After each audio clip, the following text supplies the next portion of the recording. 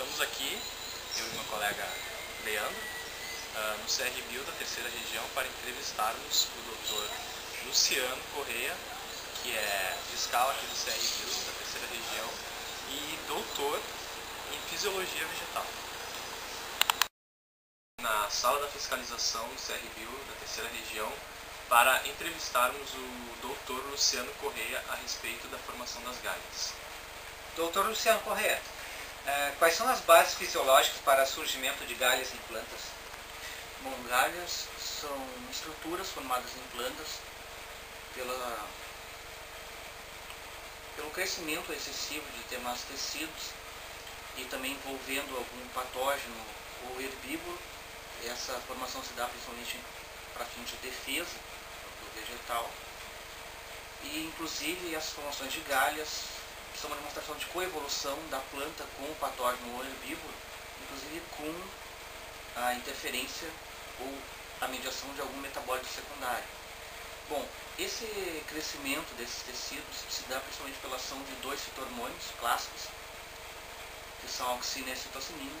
E, por exemplo, em um trabalho com o gênero Arachis, infectada por um nematóide, se descobriu dois genes que estão envolvidos diretamente na formação de galhas dessa espécie, que é Auxin Repressor Protein, que acaba codificando para uma proteína que está na rota de síntese de auxinas, e da catalase oxidase, que está na rota de síntese de uma proteína, de síntese de citocinina.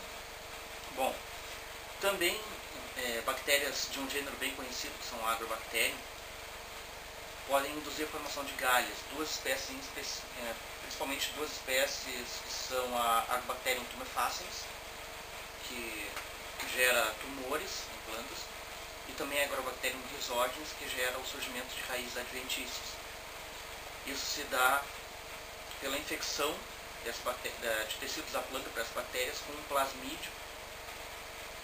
E esse plasmídio, que é uma secção circular de DNA da bactéria, tem vários genes específicos, que são, por exemplo, genes para síntese de opinas, que são metabólitos de nutrição das bactérias, genes também codificantes de proteínas da rota das auxinas e citocininas, e também uma porção de infecção.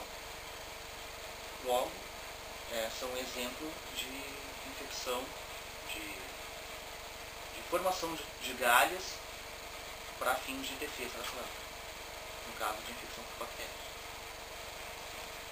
Muito obrigado. Encerramos a entrevista então. Aqui na Universidade Federal do Rio Grande do Sul, e vamos à fisiologia vegetal para entrevistarmos o professor doutor Geraldo Soares. Estamos aqui na fisiologia vegetal do campus da URGS e vamos entrevistar o doutor Geraldo Soares, com doutorado em Química de Produtos Naturais. Doutor Geraldo, como é que ocorre a formação de galhas em plantas? Galhas, elas são classificadas, são definidas como qualquer tipo de alteração celular ou histológica, né, que acontece numa planta como resposta a um organismo indutor. Esse organismo indutor pode ser de origem taxonômica variada, desde vírus, bactérias, no senso amplo, né, galhas são essas alterações formadas desde vírus, bactérias, até plantas. Existem plantas parasitas que são indutoras de galhas. Né. Os processos principais são a hiperplasia e hipertrofia celular, quer dizer, o aumento do volume celular e o aumento da divisão celular, formando o quê? Formando um ambiente, né, no qual o galhador ele tem tanto a alimentação quanto a proteção. Né.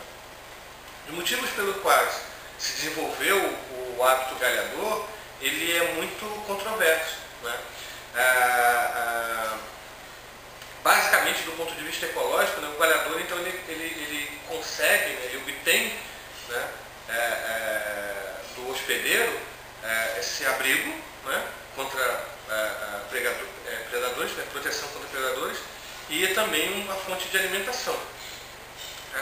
Há alguns autores que consideram essa interação como uma forma de parasitismo, né, e outros autores que até começam a observar que em algumas interações a planta pode ter alguma vantagem pela presença do galhador.